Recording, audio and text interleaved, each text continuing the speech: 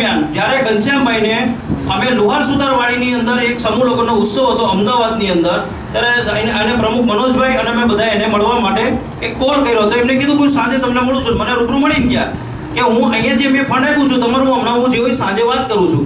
એમને મેં ટકોર કરી કે સાંજે આપ ફોન કરજો, ફોન ઉપાડતા નથી અને ટ્રસ્ટ મેમ્બરનો બી ફોન નથી ઉપાડતા, એક આપ ચોક્કસ જવાબ આપતા નથી. આ બાબતે એમને મેં સાંજે કોલ કર્યો, 9:30 વાગે એનો ફોન ના આવ્યો. 5 ફોનની રિંગ વગાડતા એનો ફોન ઉપડ્યો નહીં. મિનલબેન પંચાલને મેં ફોન લગાડ્યો એટલા માટે કે મિનલબેન પંચાલ એ બંને જોડે હતા રાત્રે.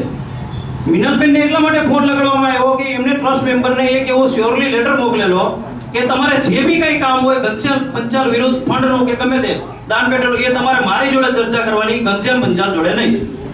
એ માટે અમે મિનલબેનને ફોન કર્યો. મિનલબેનને જ્યારે મેં આ વસ્તુની રજૂઆત કરી કે મિનલબેન દરેક સંસ્થાઓની પહેલાં જે ફંડ સૌથી પહેલાં બુકીરામાં તમે લખાવેલું છે કે નહીં એને? તો કે આ છે. બરાબર. તો આજે તમે એના પછીના ફંડ દરેક જગ્યાએ ચેક આપતા ફરો છો, તો અહીંયા કેમ પેમેન્ટ નહીં? શું કારણ? એનો અમને રીઝન કયો. તમે બી હમણાં એક લેટર લખીને મોકલ્યો છે કે ભાઈ અત્યારે ઘનશ્યામ પંચાલ કોઈ બી એમના તકલીફમાં છે, એમના ઘરની કોઈ તકલીફમાં છે, ડિપ્રેશનમાં છે, આવા બધા શબ્દ લખીને મોકલ્યા છે કે એમને 2 વખત સુસાઇડ બી કર્યું છે. શેના માટે? એ એમનો પ્રશ્ન છે, અમારા સંસ્થાનો પ્રશ્ન નથી. તો આજે એવું કંઈ હોય તો અમને ખુલ્લા મનથી આવીને ટ્રસ્ટમાં વાત કરે કે ભાઈ હું આટલા સમયની અંદર તમારું ફંડ પૂરું પાડીશ, મારી ઉપર અત્યારે આવી કોઈ આફત આવી છે.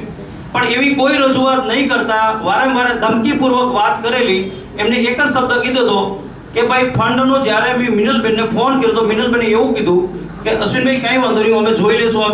એમની બેન તમે આ જગ્યાએ દરેક જગ્યાએ ફંડ આપતા ફરો છો કે નહીં? તો કે હા. તો અહીંનું ફંડ કેમ નહીં? એટલે મિનલબેન કોઈ જગ્યાએ ક્યાંય બોલતા નથી વચ્ચે, અને ફોનની અંદરથી ભાઈ બહાર આવ્યા. બરાબર. અને સીધું એક જ શબ્દ કહેવા માંડ્યા કે તારાથી થાય નહીં કરી લેજે, ફંડ નથી આપવું. તું એની જોડે ગરમથી કેમ વાત કરે છે?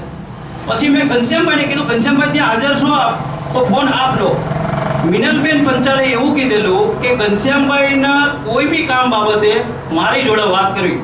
હેપી હાર્ટ ફાઉન્ડેશન, બરાબર, એના ચેરમેન ચેરપર્સન. હવે એ ભાઈ એવું કહેવા માંગે છે કે તું મિનલની જોડે ગરમા કરીને કેમ કરે છે?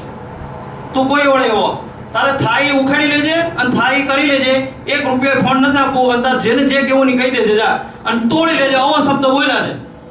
અને એ સિવાય ત્યારે મેં એને એક જ શબ્દમાં હજી ઘનશ્યામભાઈ કરું છું, અને છતાં એ ઘનશ્યામભાઈએ એની મર્યાદા ખોઈ અને મને જેમ તેમ 2 શબ્દ કીધા, તોય બી મેં એને ઘનશ્યામભાઈ શબ્દ બોલ્યા.